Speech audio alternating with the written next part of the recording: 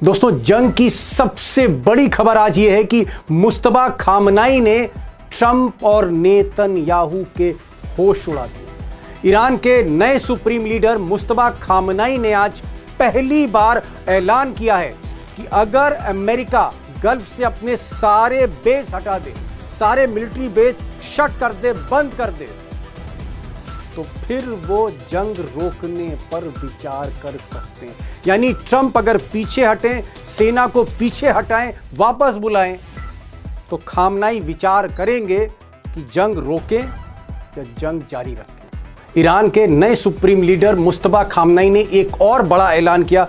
उन्होंने कहा कि होर्मुज की खाड़ी, स्ट्रेट ऑफ होर्मुज, अब पूरी तरह से ईरान की नौसेना के कब्जे में है और तेल और गैस के सारे समुद्री रास्ते बंद रहेंगे। और उन्होंने कहा कि अगर ट्रंप ईरान की शर्तें मानने को तैयार हैं तो तेल का रास्ता खोला जा सकता है।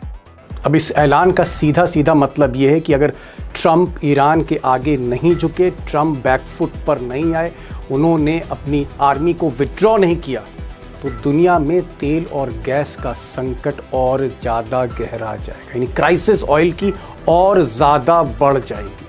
अब दोस्तों, सच्चाई ये है कि जब से मुस्तबा खामनाई ईरान के नए सुप्रीम लीडर बने हैं, तब से यानी पिछले 72 घंटों से इजराइल और अमेरिका के होश उड़े हुए हैं। उनको समझ नहीं आ रहा है कि करें तो क्या करें। और इसकी वजह यह है कि इस्लामिक सेना का जबरदस्त समर्थन पाने वाले मुस्तबा खामनाई ने आते ही 3 बड़े फैसले लिए। और ये ऐसे 3 फैसले थे जिन्होंने इस जंग की बाजी ही एक तरह से पलट दी। नंबर 1, मुस्तबा खामनाई के आने के बाद इजराइल पूरी तरह से लेबनान में फंस गया है, या यूं कहें उसको फंसा दिया गया है। और हिजबुल्लाह, जो आप कह सकते हैं ईरान का सहयोगी है, लेबनान का जो ग्रुप है, रेसिस्टेंस ग्रुप है, सबसे ताकतवर, उसने जिस तरह से रॉकेट पर रॉकेट, मिसाइल पर मिसाइल उत्तरी इजराइल पर फायर किए हैं, इजराइल एक तरह से घबराया हुआ है। और साथ ही साथ पिछले 3 दिन से हाइपरसोनिक मिसाइलों का, ईरान की हाइपरसोनिक मिसाइलों का हमला बढ़ता चला जा रहा है। अगर आप नई तस्वीरें, नई वीडियो देखेंगे तेल अवीव के या इजराइल के आसपास के शहरों के, तो बड़ी सी बड़ी इमारतें जैसे खंडर में बदल रही हूं। यानी ये जो स्ट्रैटेजी थी मुस्तबा खामनाई की, उन्होंने इजराइल को अपने ही घर में फंसा दिया, वहीं उलझा दिया। और पॉइंट नंबर 2, अमेरिका को स्ट्रेट ऑफ होर्मुज यानी होर्मुज की खाड़ी में जिस तरह से समंदर का रास्ता रोक दिया है ईरान ने, अमेरिका को स्ट्रेट ऑफ होर्मुज में फंसा दिया है। और सारा तेल का और गैस का रास्ता, पूरी तरह से समुद्री रास्ता ठप है। आप कह सकते हैं कि दुनिया की 20-25% गैस और ऑयल की सप्लाई पूरी तरह से ठप हो चुकी है। और इसका असर यह है कि तेल की कीमत अब आसमान छू रही है, $100 प्रति बैरल, और हो सकता है कि ये तेल के दाम $200 प्रति बैरल पहुंच जाएं। यानी एक तरफ इजराइल को लेबनान में फंसा दिया और अमेरिका को स्ट्रेट ऑफ होर्मुज में फंसा दिया। और पॉइंट नंबर 3, मुस्तबा खामनाई के आने के बाद गल्फ देशों में जहां जहां मिलिट्री बेसिस हैं, वहां पर हमले रुके नहीं बल्कि और तेज हुए। कुवैत पर हमले जारी हैं मिलिट्री बेसिस पर, कतर में हमले हो रहे हैं, दुबई में हो रहे हैं, और बहरीन में जो अमेरिकन नेवी की जो फ्लीट है, बेस है, पूरी तरह से चौपट कर दी। यानी गल्फ में भी अमेरिका को इंगेज रखा, स्ट्रेट ऑफ होर्मुज में भी इंगेज रखा, और सारे बादशाह हैं उनको भी अपने पांव पर खड़े होने पर मजबूर कर दिया है ईरान ने। और दोस्तों, सच्चाई ये है कि पिछले 3 दिन में अमेरिका और खासकर अमेरिकन प्रेसिडेंट इतना प्रेशर में है। ऑयल और गैस की जो प्राइस एकदम से आसमान छू रही है। शेयर मार्केट, दुनिया के शेयर मार्केट, शेयर बाजार जिस तरह से क्रैश कर रहे हैं, हिल रहे हैं, मार्केट जिस तरह से घबराया हुआ है, उसने एक और प्रेशर ट्रंप पर डाल दिया है। जहां नवंबर में मिड टर्म चुनाव होना है अमेरिका में, तो ट्रंप पर इतना प्रेशर आ गया है कि खबरें आ रही हैं कि उन्होंने पाकिस्तान, टर्की, इजिप्ट और ओमान, इन 4 मुल्कों से कहा है कि किसी तरह से ईरान को समझाइए, मुस्तबा खामनाई को समझाइए, मैसेज दीजिए कि वो अमेरिका से बात करें।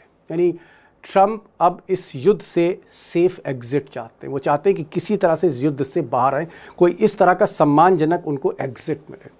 ये इस वक्त ट्रंप का थॉट प्रोसेस है, जो हो सकता है कैमरे पर अपनी सेना की हौसला अफजाई में बड़ी बड़ी बातें कर रहे हो, लेकिन अंदर से हिले हुए हैं मिस्टर ट्रंप। उधर नेतन्याहू साहब का ये हाल है कि वो कभी लेबनान से भिड़ रहे हैं, तो कभी ईरान से भिड़ रहे हैं, और कभी वो जो उनकी डोमेस्टिक घरेलू राजनीति है वहाँ विपक्ष से उलझ रहे हैं, जो जनता नाराज़ है उससे उलझ रहे हैं। और कहीं ना कहीं आप कह सकते हैं कि जिस तरह से मिसाइल हमले हो रहे हैं 100 फुट बंकर के नीचे तेल अवीव में, नेतन्याहू के लिए आगे का रास्ता बहुत मुश्किल है, और उनको भी चुनाव का सामना करना है अक्टूबर में।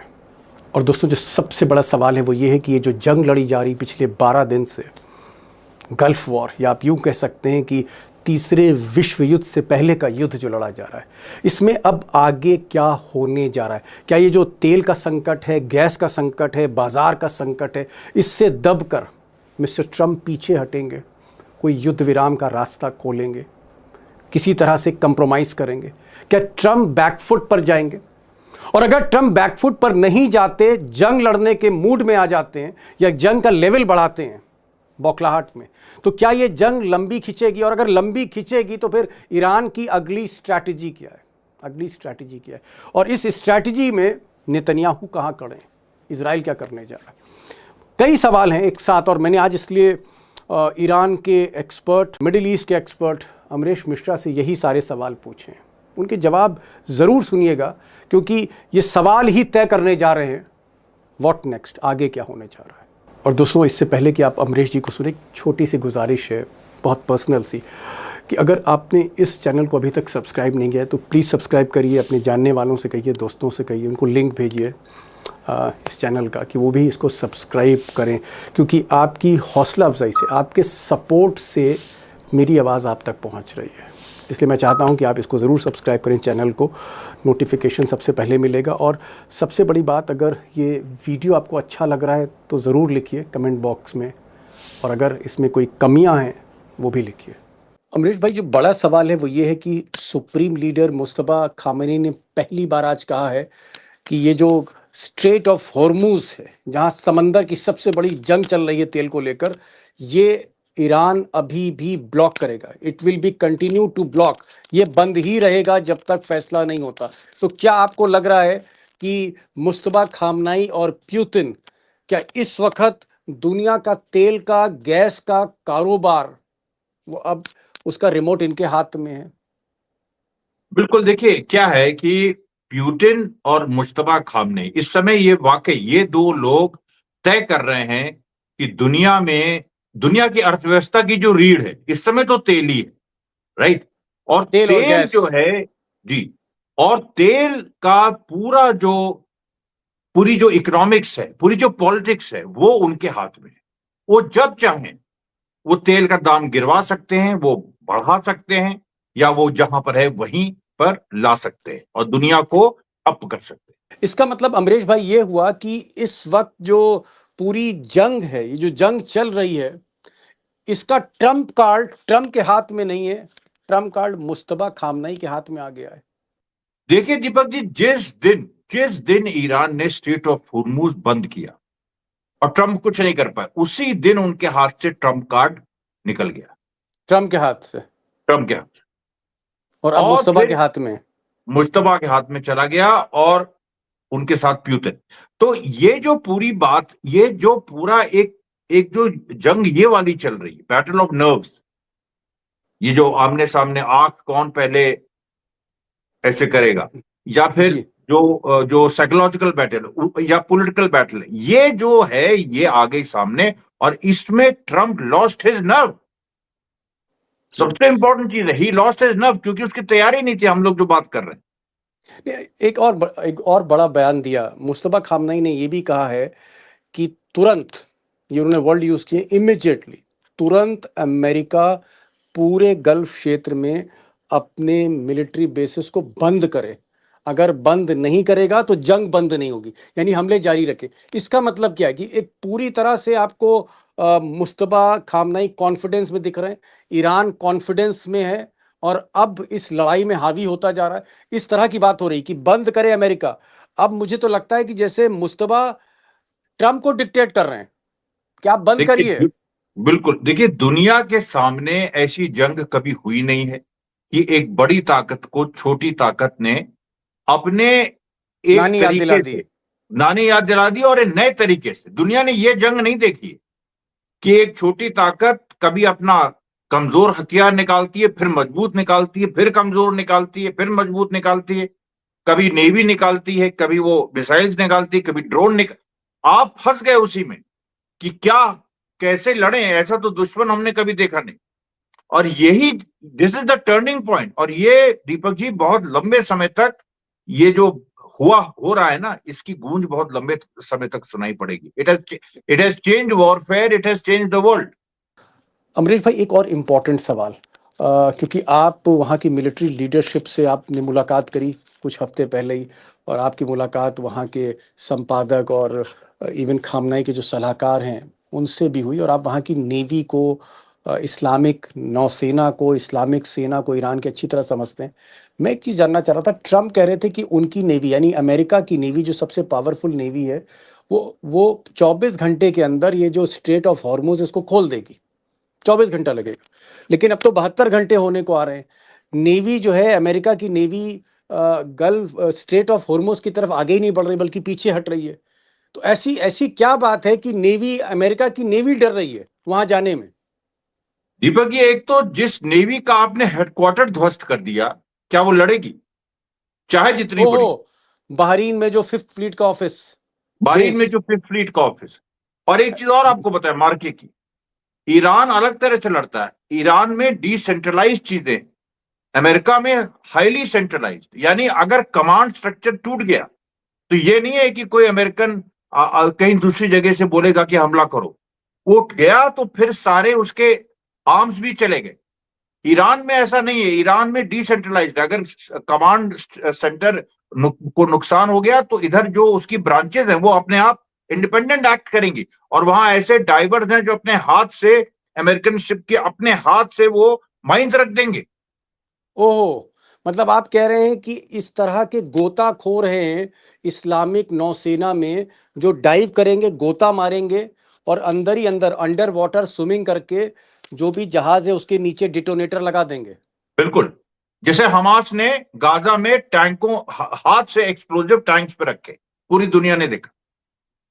ओहो, तो इसका मतलब आप ये कह रहे हैं कि ये जो स्क्रीन पर जो हमें स्ट्रेट ऑफ हॉर्मुज दिख रहा है, समंदर दिख रहा है ईरान से सटा हुआ, इस समंदर की सतह में माइंस बिछी हुई हैं, बारूद बिछा हुआ है, और जो भी शिप ऊपर से जाएगा एक रिमोट के बटन से वो शिप में आग लग जाएगी। आप ये कहना चाह रहे हो, इसलिए अमेरिका जो दुनिया की सबसे ताकतवर नौसेना है, नेवी, उसको भी डर लग रहा है वहां जाने में? उसको डर ही नहीं लग रहा है, उसका अध्ययन ही नहीं है। क्योंकि ओ, अभी तक ये था जी, अभी तक ये था ईरान की मिसाइल, ईरान ने कहा हम सरप्राइजेस हम देंगे। अब माइन जो ईरान की है वो नया सरप्राइज है दुनिया के लिए। इसमें क्या है? और वो तीन तरह की हैं। जमीन जो समुद्र के सतह पे हैं, जो लॉइटर कर रही हैं यानी जो घूम रही हैं और कभी भी कहीं भी स्ट्राइक कर सकती हैं, और फिर गोताखोर जो हाथ से रखे। ओ, अब आप एक बड़ी बड़ी इंपॉर्टेंट बात कही अमरीश जी ने। दोस्तों, मैं थोड़ा सा इसको, इस कॉम्प्लेक्स सब्जेक्ट को थोड़ा और एक्सप्लेन करने की कोशिश करता हूँ। ये कह रहे हैं कि 3 तरह के बारूद बिछे हुए, एक तो समंदर की सतह के नीचे हैं, ये जो आपको स्ट्रेट ऑफ हॉर्मुज का नक्शा दिख रहा है, समंदर की सतह पे बारूद बिछा हुआ है। इसके अलावा बारूद जो है वो जहाँ से शिप गुजरती हैं उसके 200-250 मीटर नीचे बारूद है, और फिर गोताखोर हैं उनके हाथ में बारूद है, डाइवर्स के हाथ में बारूद है। 3 लेवल पे बारूद जो है वो बिछा हुआ है, और ऐसे में किसी भी टैंकर का निकलना मुश्किल है। और इसीलिए शायद जो थाईलैंड का टैंकर था, वेसल था, कार्गो जा रहा था, उसको वार्निंग दी थी ईरान की सेना ने। जब उसने वार्निंग इग्नोर करी, वो आगे बढ़ा, तो उसको डिटोनेट कर दिया इसी माइन स्वीपर्स ने। क्या आपको लगता है अमरीश भाई कि जिस तरह से ये जंग फंस गई है, कहाँ तो जंग ईरान और इजराइल के बीच में लड़ी जा रही थी, और कहाँ जंग जो है वो मिलिट्री बेस वर्सेस ईरान हुआ, और अब तीसरे फेज में हम देख रहे हैं कि समंदर में ही ये जंग अब पूरी तरह से फोकस कर रही है। और जंग बेसिकली ईरान के साथ नहीं हो रही, जंग तेल और गैस के कारोबार, जंग शेयर मार्केट को लेकर जो नीचे क्रैश कर रहा है, जंग अर्थव्यवस्था को लेकर, जंग डॉलर की जो कीमत नीचे आ रही है। मतलब पूरी तरह से सिनेरियो बदल गया है। ये जंग अब आर्थिक जंग हो गई है, ये एक इकोनॉमिक वॉर हो गई है दुनिया की, जहां हर मुल्क परेशान है। जापान, जिसका इस जंग से कोई लेना देना नहीं है, कोरिया जिसका इस जंग से कोई लेना देना नहीं है, ऑस्ट्रेलिया, न्यूजीलैंड, आप देश के नाम बोलिए, हर देश अब परेशान है, उसको समझ नहीं आ रहा है कि हो क्या रहा है और ट्रंप ने क्या कर दिया। ट्रंप खलनायक बन रहे हैं। क्या आपको लगता है कि अब या तो ट्रंप झुके, नेतन्याहू झुके, तब ये जंग रुकेगी, या फिर मुस्तफा खामनाई और पुतिन वो तय कर लें कि भाई चलिए माफी देते हैं? अब ये जंग रुकेगी कैसे? ये जंग रुकेगी जब ट्रंप दुनिया के सामने आके माफी मांगेंगे और लिटरली ह्यूमिलेट होंगे। मैं वो शब्द नहीं इस्तेमाल करना चाहता, अपमानित लेकिन अपमानित होंगे। अपमानित, हाँ, उनको अपमानित, जब तक वो अपमानित नहीं होंगे ईरान नहीं मानेगा। और ओके। अपमानित होने के साथ साथ जो मुद्दे हैं, इस बार ईरान उनको भी मनवाएगा कि मिडिल ईस्ट के बेसिस अमेरिका खाली करे, इजराइल फिलिस्तीन को माने, और उसके साथ साथ ईरान से सैंक्शंस हटें, सारे जो एसेट्स ईरान के हैं वेस्ट के पास, वो वेस्ट उसको लौटाए, और फिर ये इस बात का एक ये गारंटी हो जाए कि अमेरिका इजराइल दोबारा फटकेंगे नहीं मिडिल ईस्ट। तो आपको लग रहा है कि अल्टीमेटली ट्रंप को मतलब झुकना ही पड़ेगा, और अब इनके पास कोई ऑप्शन नहीं है ट्रंप के पास, वरना तेल और गैस की कीमतें, जो ईरान ने कल कहा था कि $200 प्रति बैरल हो जाएगा, यानी $200 प्रति बैरल का मतलब है अमरीश भाई कि हम और आप तो अपनी गाड़ी में तेल फिर भरवा ही नहीं सकते, इतना महंगा तेल हो जाएगा। ऑलरेडी ऑलरेडी लॉस एंजलिस में 83% इंक्रीज हो गया है ऑयल प्राइसेस पे, जो कंज्यूमर ऑयल प्राइसेस, जो आदमी खरीदता है, इंसान, 83%।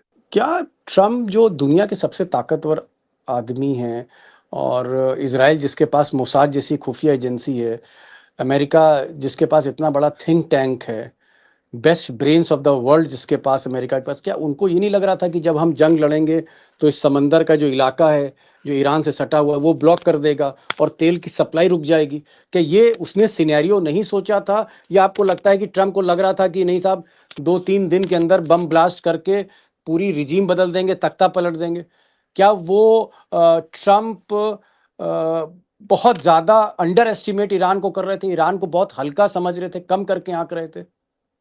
एक तो ईरान को वो कम करके आंक रहे थे और जल्दी डिसाइसिव विक्ट्री की सोच रहे थे कि 2-3 दिन में मामला हल हो जाएगा। दूसरा, उन्होंने ये सोचा था अगर ये इन्होंने स्ट्रेट ऑफ हुर्मुज बंद की तो अपने हम माइन स्वीपर्स लगा देंगे जो उनकी माइंस को धराशायी कर देगी। लेकिन उन्हें क्या पता था कि ये एक एसिमेट्रिक वॉर है, इसमें कितनी तरह की माइंस, अभी तो 3 तरह की हैं, अभी उसके बाद इसके बाद भी अभी और 4 तरह की माइंस और लगा देगा ईरान, तो आपका तो सिस्टम ही फेल हो जाएगा। उसने तैयारी नहीं की है इतनी वैरायटी के लिए। ये चक्कर फंस रहा है ना दीपक जी इस जंग में। आपने देखा टैक्टिक्स ईरान बदलता है, तड़ातड़ बदलता है, और वो इफेक्टिवली मार करता है अलग अलग जगहों पे। अमरीश भाई, दूसरा एक ये भी सवाल है कि तेहरान में जिस तरह से बमबारी कर रहा है अमेरिका या इजराइल, उसका कोई असर तेहरान को नहीं। वो तेहरान को लगता था, उसकी एक मानसिक रूप से तैयारी थी कि भाई हमारी इमारतें गिरेंगी, हमारे बाज़ारों में, हमारे स्कूलों में, हमारे अस्पतालों में, हर जगह बम गिराए जाएंगे। तो क्या इस तबाही का उन्हें एक इल्म था, उनको एक अंदेशा था, और इसलिए अब कोई फर्क नहीं पड़ रहा ईरान को? एक तो उन्होंने मेंटली अपने को तैयार किया था, दूसरा जो एक ईरान का कल्चर है शहादत का, ये इमाम हुसैन के लोग हैं जिन्होंने बैटल ऑफ करबला लड़ी थी, ऐतिहासिक।